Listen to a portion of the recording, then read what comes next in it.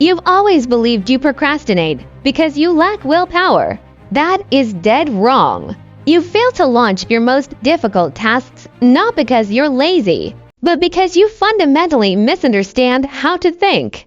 You hold a massive, centuries-old misconceptions about the proper sequence of thoughts and actions. I'm about to use the philosophy of martial arts legend Bruce Lee to expose the cognitive trap that's preventing you from launching your toughest challenges in under 5 minutes.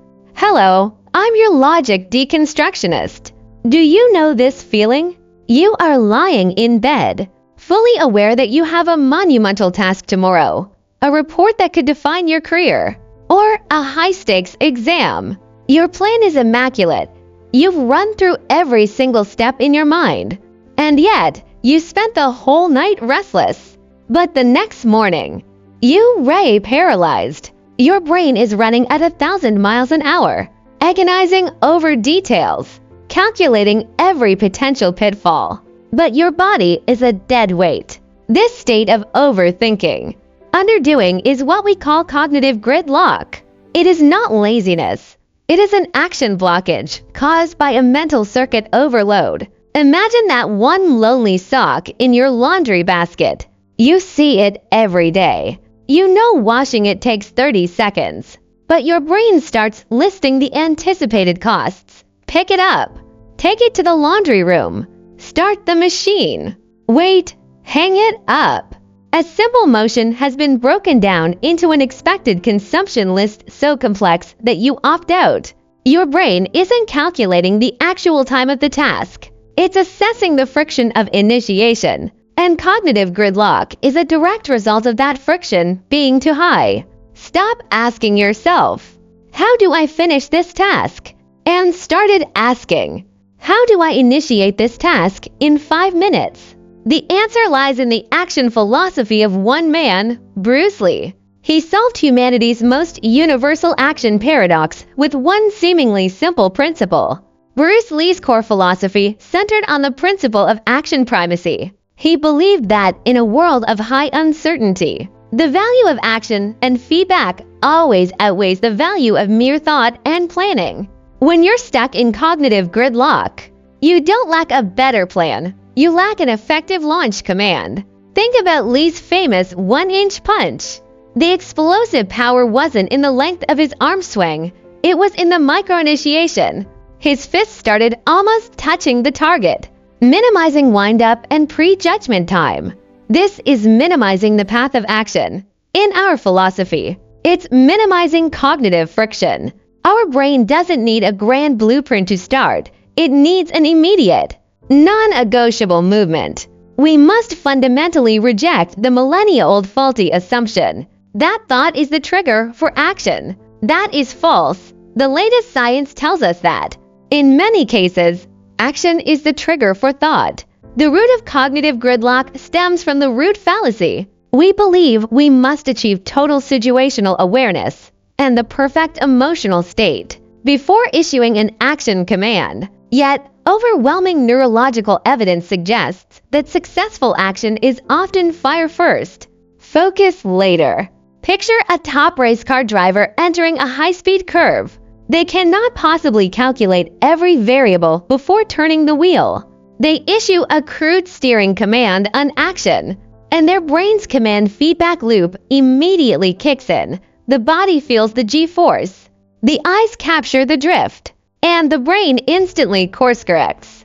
This correctional process is far more efficient than sitting there thinking for an hour. Action provides the brain with instant data, and data is the fastest fuel for superior thinking.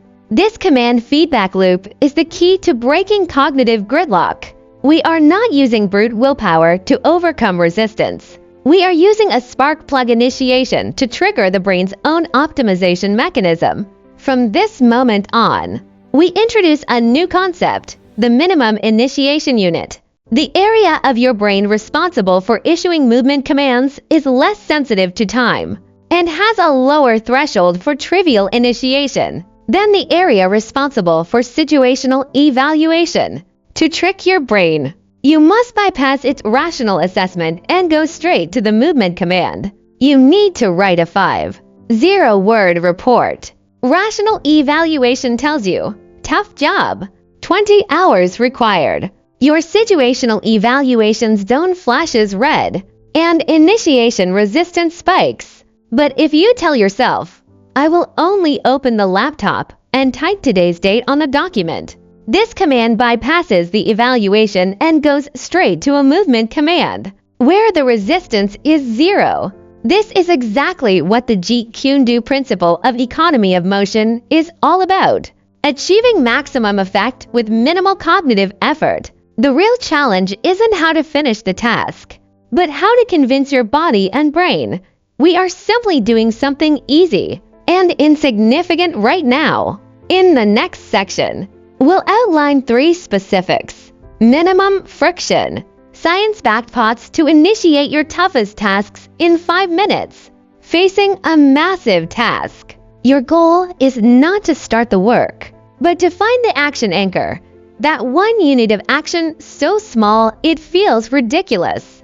And make it your non-negotiable starting point. You have to make a difficult phone call to a client. This task generates anxiety. Your anchor shouldn't be making the call and talking, but rather write down the first sentence of my opening line in a notebook. Or, if you need to clean a messy room, your anchor is, pick up 1 block off the floor and put it in the box. This action is too small for your brain to calculate any initiation costs, so it classifies it as a 0 consumption operation. Once you complete this insignificant motion, the command feedback loop is activated, and you enter the in-motion state. The logic of this strategy is simple. We use 5 minutes to activate the in-motion state, then leverage the momentum to continue for another 5 minutes. You don't need a commitment to the second 5 minutes. You only need the natural inertia created by the principle of action primacy. Your brain is a scene memory machine. If you repeatedly try to launch work in the same location where you experience cognitive gridlock, you will continuously trigger memories of rest or procrastination to force a launch. You need a scene reset. Say your work always stalls at your main desk. Your 5-minute initiation should not happen there. Instead, go to your kitchen table or a coffee shop downstairs. Take only your pen and a blank sheet of paper for a 5-minute concept sketch. This physical switch immediately resets the brain's expected consumption assessment, making it believe you are engaging in a new task with no historical baggage. You're not working, you're just relocating. The essence of this scene reset is, put your body in a space preset for action rather than rest. Then perform the 5-minute micro-launch. Use the power of environment to weaken internal psychological resistance. Many difficult tasks fail to launch because they lack a ritualistic launch signal. We must design an exclusive launch prop for the toughest tasks, making the action tangible. Suppose you must start a tedious data analysis project. Your launch prop could be a specific desk lamp you only turn on when doing analysis, or an old pair of headphones you only use to listen to focused white noise. Initiating the difficult task simply means turning on the lamp and putting on the headphones. The action itself consumes no mental energy, but it builds a powerful behavioral connection in your nervous system. This is leveraging the environmental cue anchoring effect to lower your psychological barriers. In those 5 minutes, all you need to do is activate this prop ritual. Once the ritual is completed, you've signaled to your brain you are no longer at rest. All 3 strategies revolve around Bruce Lee's 1-inch philosophy, minimizing the initiation distance. Yet, the real resistance often comes from our insistence on perfection. The pursuit of perfection is the most formidable enemy of the action primacy principle. The real danger of a perfect plan is not the plan itself, but that it gives you the perfect excuse not to start, trapping you in the infinite planning loop. Imagine a top business negotiator. If they wait until they have every piece of information and anticipate every opponent's strategy, they would never walk into the room. Instead, they enter with an initial proposal that contains initiation flaws. This imperfection is not failure. It's an open feedback interface. Bruce Lee's martial arts philosophy, using no way as way, having no limitations as limitations. It translates to the formless form of action. It must be fluid, dynamically adaptive, not rigid to a perfect initial design. His Jeet Kune Do emphasized constant adaptation and rejection of fixed styles. We must grant ourselves permission to fail. When launching a difficult task, explicitly tell yourself, I allow my first draft, my first hour, to be completely wrong and utterly worthless. Only by accepting initiation flaws can you reduce your brain's expected consumption assessment of the outcome, thus shattering internal action resistance. Your brain often equates action value with outcome value.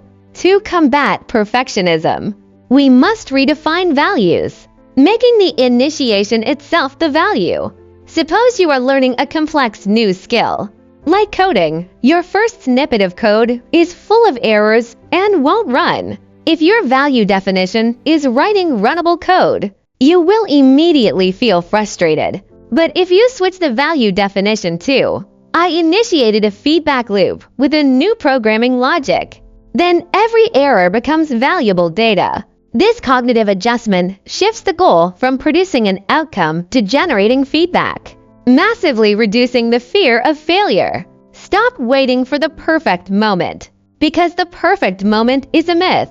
What you need is the starting signal. Remember, the worst possible action yields faster progress in the feedback loop than the most perfect plan. Humanity's ultimate action resistance is the fear of guaranteed failure, but truly great agents of action, like Bruce Lee, know that the value of the process far exceeds the value of the result. They drive initiation not through instant gratification, but by establishing an internal reference system. Imagine a construction worker laying the first foundation pile for a massive bridge. That will take 5 years to complete. He knows he might not even see the bridge finished. His drive isn't instant reward. It's internal reference. With every pile he drives, he is proving to himself, I am a person of commitment, capable of driving complex projects. He uses consistent action to build self-identity confirmations, a drive far more powerful than any external reward. His rigorous physical training was less about the outcome of a fight and more about building this internal system of discipline and capability to launch those incredibly difficult tasks where failure is expected. You need to switch from goal orientation to process orientation. Your focus shifts from what will I get to who do I want to be. This is the highest level of Bruce Lee's action philosophy. Action defines who you are. Building irreversible action commitment, locking the future with time. Once we launch, we must establish an irreversible action commitment to prevent mid-task withdrawal. The most effective commitment is time lock, not goal lock. Suppose you decide to start a 2-year fitness plan. Goal lock is, I must lose 10 kilograms. Once the scale stops moving, you easily quit. Time lock is, no matter what, I would work out 4 times a week for 1 hour. This commitment is independent of outcome volatility and dependent only on behavioral consistency. Every 5 minutes you invest increases the sunk time cost of your long-term goal. Therefore, immediately after your 5-minute micro-launch, commit to the next 5 minutes of time-locked action. You are, in effect, binding your future self to your present actions, making quitting progressively more expensive. The ultimate wisdom of Bruce Lee's philosophy is, empty your mind. Be formless, shapeless. Like water, this isn't just about fighting. It's about action, adapt, flow, seeking the path of least resistance. But never stop moving. The Be Water mantra is the perfect summation of the action primacy principle. When water meets a cup, it becomes the cup. When it meets a rock, it flows around. It doesn't fall into an hour of cognitive gridlock upon hitting an obstacle. It takes immediate action. It flows. Its action primacy allows it to eventually overcome all resistance. Our actions should be the same. Don't use a grand plan to hit the wall, but use micro-initiation to flow, seeking the path of least resistance. From this moment forward, treat every difficult task as a massive rock. You don't need to move it. You just need to ask yourself, in 5 minutes, can I, like water, find the smallest crevice to begin my penetration? That is the principle of action primacy. Close this video. Find your single most difficult task right now. Don't think, don't plan. In 5 seconds, launch that one unshrinkable action. Your action defines your identity. Thank you for watching.